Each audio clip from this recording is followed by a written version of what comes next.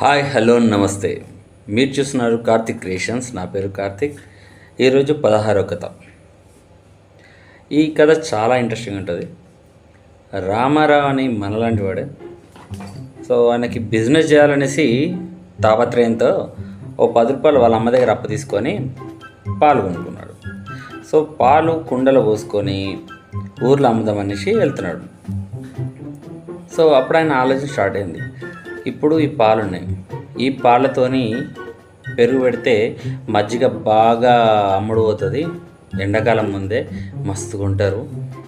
ఆ వచ్చిన డబ్బులతోని కోళ్ళు కొందాం. ఆ కోళ్ళు గుడ్లు పెడతాయి. ఆ గుడ్లను పొదిగితే మొత్తం కోడి పిల్లలు వస్తాయి. సో అది అమ్మినా సరే మస్తు పైసలు వస్తాయి. ఇట్లా పైసలన్నీ కూడబెట్టి పెళ్ళి చేసుకున్న తర్వాత పిల్లలు పుడతారు.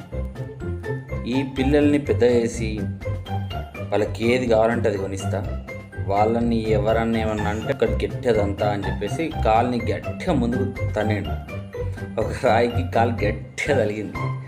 కింద పడిపోయాడు. కుండ పగిలిపోయింది, పాలు పగిలిపోయినాయి. ఆయన కళలు కన్నా కళల కోటలు కూలిపోయినాయి.